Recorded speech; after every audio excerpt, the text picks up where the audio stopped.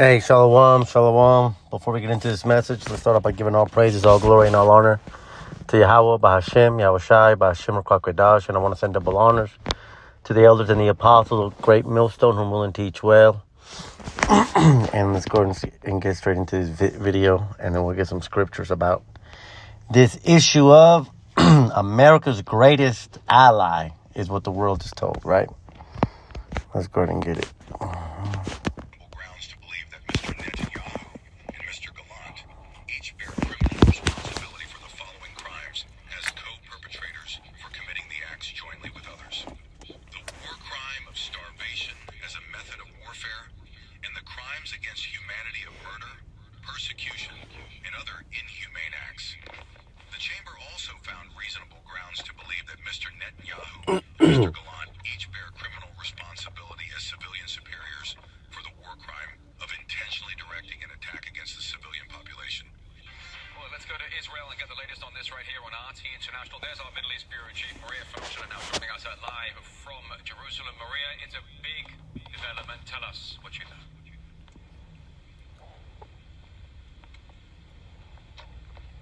Yeah, hello to you, Rory. Indeed, in a major legal development, the International Criminal Court has issued arrest warrants for Israeli Prime Minister and former Defense Minister. And this marks the first time the ICC has ever taken such action against leaders of a democratic nation and also a close U.S. ally. The warrants also target Mohammed Deif, leader of Hamas's military wing, as there is no concrete evidence so far confirming his reported death by IDF. And you have just now heard the official statement of the ICC. Very strong wording, very harsh words. According to the statement, the ICC found reasonable grounds to believe that both Netanyahu and Gallant committed crimes against humanity and war crimes between October 8th last year and May 20th this year, 2024, the day the warrants were requested. Israel, by the way, tried to question the ICC's jurisdiction in this matter, but the court rejected those Reasonable grounds. responsibility for the dire humanitarian situation in Gaza, citing shortages of food, water, electricity, and medical aid. Let's take a listen to another piece from the statement. Both individuals intentionally and knowingly deprive the civilian population in Gaza of objects indispensable to their survival, including food, water, and medicine and medical supplies, as well as fuel and electricity. The chamber found that there are reasonable grounds to believe that the lack of food, water, electricity, and fuel, and specific medical supplies created conditions of life calculated to bring about the destruction of part of the civilian population in Gaza, which resulted in the death of civilians, including children, due to malnutrition and dehydration. But what is the practical meaning right now? Well, both Netanyahu and Gallant face arrest if they travel to any of the 120 plus countries that are currently party to the International Criminal Court, while Israel and the United States are not members of the court. The ICC claims jurisdiction over Gaza, East Jerusalem, and the West Bank as Palestinian leaders formally accepted its authority back in 2015. That is a move that's strongly opposed by Washington. The U.S. has already stated before that it would take action against the ICC if such warrants were issued.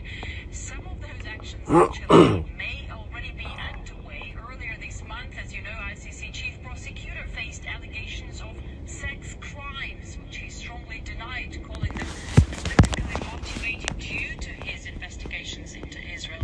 And this development also could have serious implications for Israel's arms supplies. There is growing concern that countries cooperating with the ICC, again, more than 120 states, may hesitate to sell or provide weapons to Israel, fearing legal consequences. Responsibility for the dire humanitarian. Okay. So I know that was kind of a long video, but there's quite a bit of information that needs to come out. And so I've got some scriptures pulled up. I've got some websites pulled up, but let me go ahead and just set the stage here. What is the entire world pressured into saying about these people? is that they are the biggest ally. They are the people, right? And, especially for us who came, who kind of grew up going to church. We were always told, bless Israel. And, we just got to do right by them. And then, and so this message here is to show you the two perspectives. What they say, what the narrative is, which is the narrative true? Is the narrative true that they are the biggest ally or America's biggest ally? Or is Scripture true? Because Scripture talks about Amalek, and it gives characteristics about Amalek. And, hopefully after this lesson, once confronted with some proof, some people can be edified, and then some people can kind of get over this stumbling block too. So let's get, I've got scripture here, but let's get this first here because, what is an ally? Because again, they are supposed to be America's biggest ally. So Merriam-Webster defines ally as one that is associated with another as a helper, a person or group that provides assistance and support in an ongoing effort, activity, or struggle. And I like this one from the Oxford. It says a state formally cooperating with another for a military or other purpose, or to combine or unite a resource or commodity with another for mutual benefit. Okay, so question for those that think that these people are an ally. These definitions both talk about two members of people joining resources together, a give here. Well, what have these people given to America?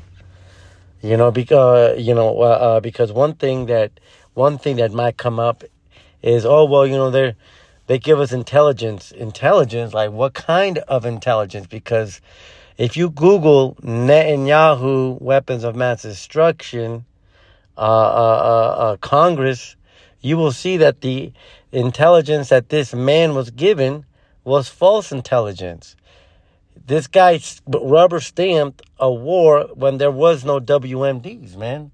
So what intelligence have they really given us? Did they give us the intelligence of 9/11 that they themselves did? No. So what has this nation given America? They have not given anything, okay? But I'll tell you what they have done. Let's get some information on these people here, okay? So, first off, would America's biggest ally, would they be responsible for the biggest espionage case in the history of the United States? The answer is no. I would have you guys to do some research on this man here, Jonathan Pollard. Now, a veteran of U.S. Navy intelligence forces, sold secrets to the ICE government during the 80s. He fed them intelligence regarding the rivals in the Middle East and beyond. He claimed that although he did spy for Israel, he did not conduct espionage against the United States. So yeah, I stole your secrets, but I wasn't really going against you. I just was stealing from you. Okay, so let's check this out here. Well, first check this out. It says, although he already had his foot in the door with the CIA, the agency turned him down when he applied. In 1979, he gained employment with the U.S. Naval Intelligence as an intelligence analyst.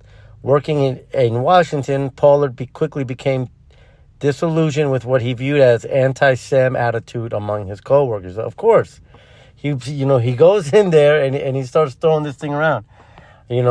Everyone hates me. I'm the good guy. Why does everyone hate me?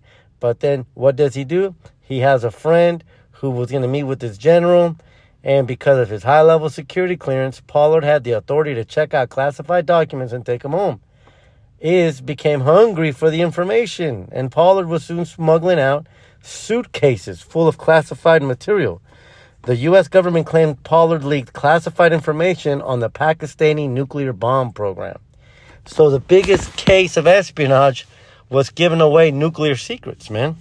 Iraq and Syrian chemical weapons, Libyan air defenses, and the layout of the PLO's headquarters, which Ives had bombed. He photocopied and turned over more than 1,000 classified messages, 800 documents. In exchange, he was paid $2,500 a month, man. And oh yeah, and a $7,000 ring for his wife. You know these motherfuckers like diamonds, man. They got a whole district to themselves, man. But the point is this: is would an ally, what ended up happening with this man is he ended up being caught. He was caught. They threw him in federal prison. And most espionage cases, you get killed. Well, not this guy. He was later on released. And America handed him back over to the Israelis, man. And he's still alive to this day. Israel welcomed him back to the country with the hero's welcome, man. Now, would your ally steal submarine and nuclear secrets from you?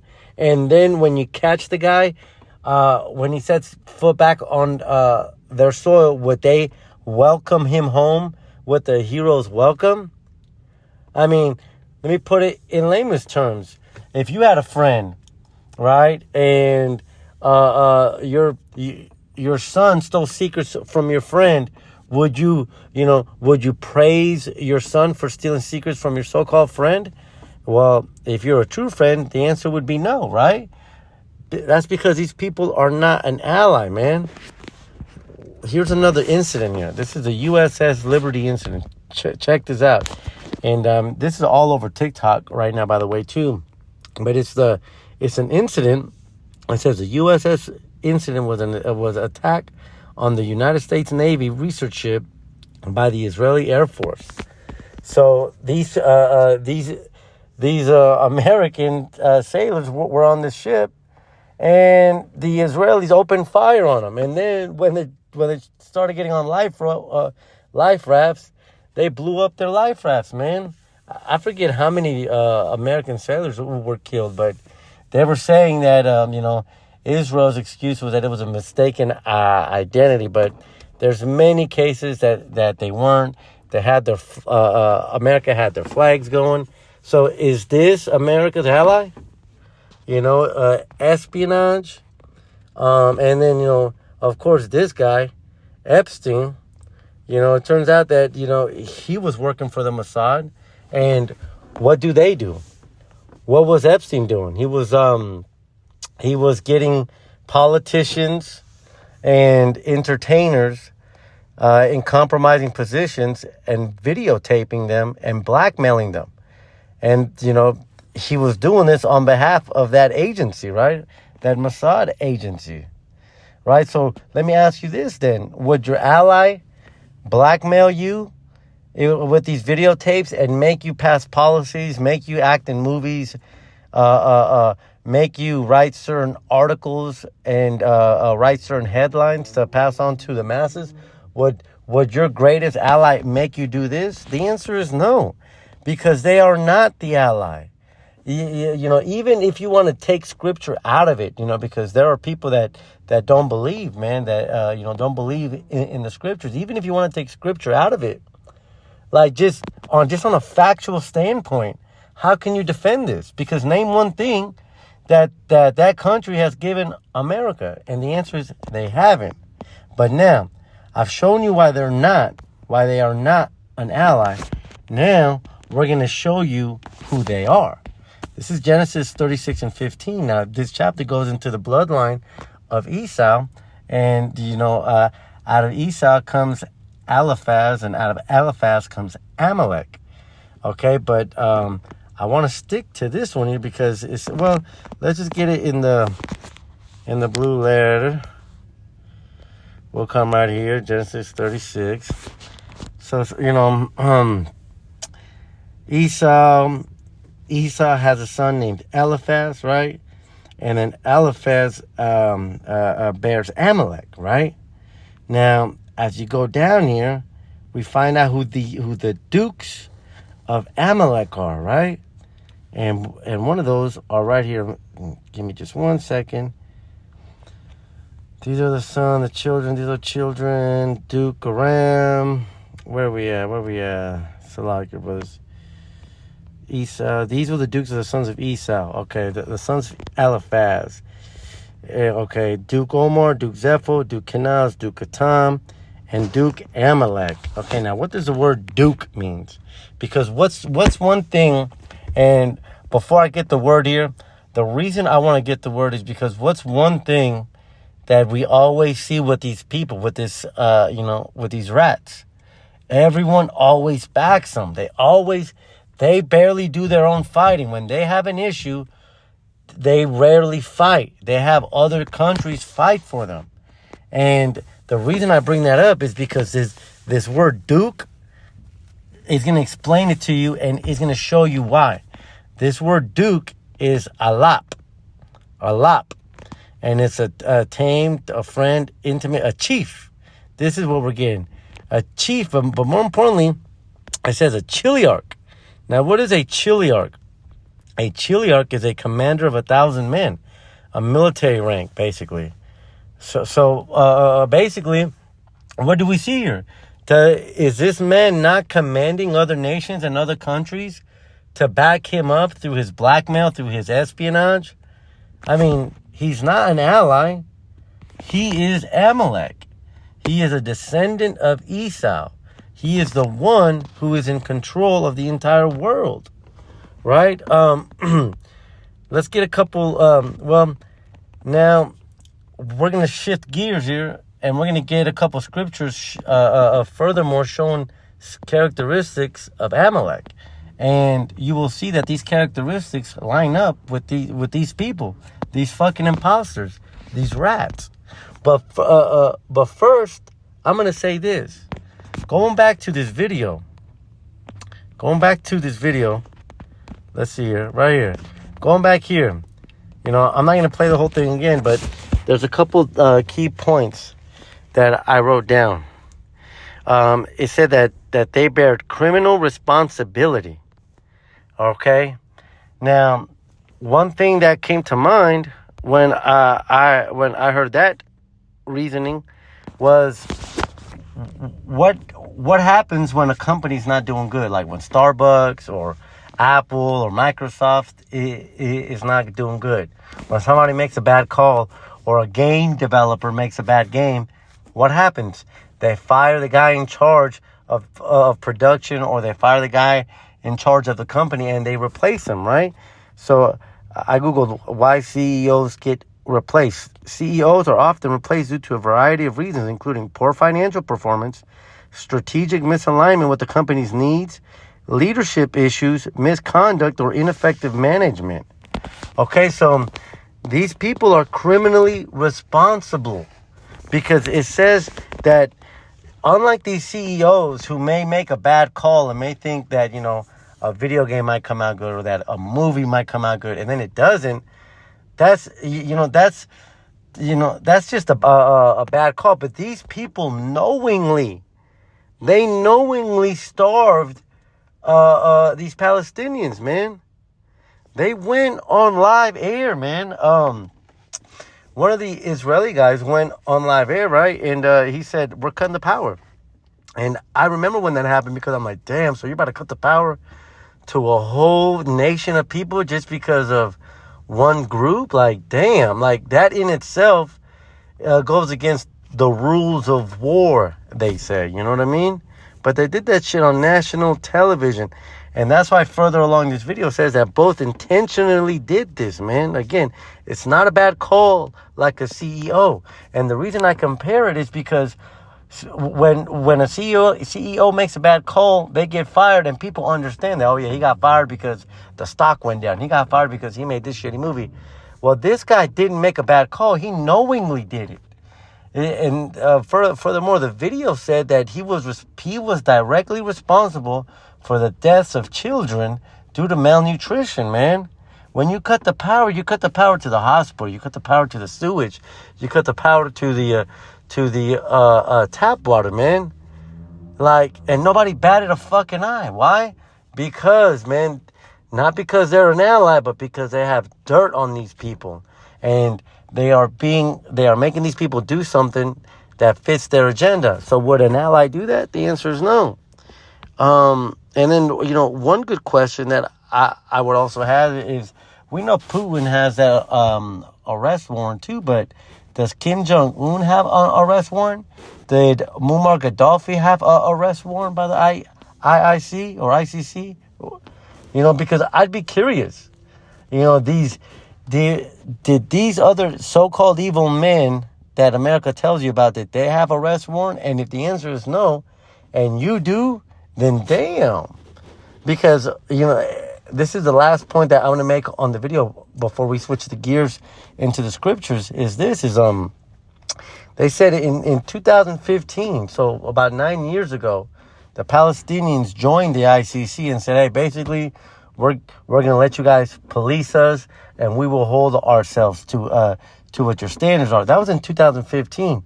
And it just so happens that now the ICC, the same body that Israel is a part of, Salakia, the same body that oversees countries like Israel, they've now issued arrest warrants, but now Israel's like, oh yeah, we're not going to abide by that. But it's like, wait a minute, you had the Palestinians abide by it, but you don't want to abide by it. You know what I mean? So let's get some scripture here, because now we're going to show, Ephesians 2:2, where in time past you walked according to the course of this world, according to the prince of the power of the air, right? And is Amalek, are these so-called Israelis not the prince of the air? Are they not the one that you cannot say anything negative about? Do they not rule the airwaves? Do they not rule the internet? I mean, do they not rule the earth, man? Because not only do they blackmail American politicians, man, but they got all kinds of stuff on other countries, man.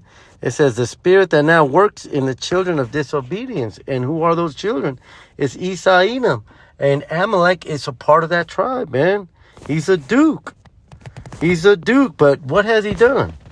2 Corinthians 11:14 warned us about this. It says, and no marvel, for Satan himself is transformed into an angel of light. Right? See, ultimately, Amalek is Esau, and Esau is the wicked, and the wicked is Satan, man. Satan has transformed himself into an angel of light. They're the people. Oh, they're good. They are the most, what's the word here? The most, I forget the word here that they use. The most civilized army or something like that. They make themselves so good, right? And when you get that word transform, is alter or change the form of supernaturally, or change the condition of, or cause to take the form of. Now, why do I bring this up? Because they are not the people. They in fact are not the true Israelites. They in fact are Satan, and they've changed their form. And we can read about this in 1 Maccabees 3:48, because it says, and laid open the book of the law, wherein the heathen had sought to paint the likeness of their images. Goes back into iconoclasm. There's much art and much diaries and even newspapers during the Old English time, right, where it describes kings as, people with woolly hair. It describes them as, oh my gosh, you brothers are gonna have to forgive me, but I cannot remember the word here. But dark, but oh my gosh, I'm having a brain fart. But they these people are described as so-called black, man. But what these people did, was Satan did, was he transformed himself. And that transformation came through the iconoclasm. What am I talking about? He destroyed the art that showed who the real Jews were. So-called natives, so-called blacks, so-called Hispanic. He destroyed that art and painted his image over that art. And that's how he transformed himself. And, we can read about this in the book of Revelations chapter 20, right? Where the devil was let loose for a season to deceive the world. But these people are not it. they portray themselves as an angel of light, but in reality, they are Satan, man. So, look, man, I don't want to be too long-winded. I'm hoping that this was edifying. These people are not the people, man. They are not the ally. So why do you send money to them? What has America gotten? You know, with that, I say shalom.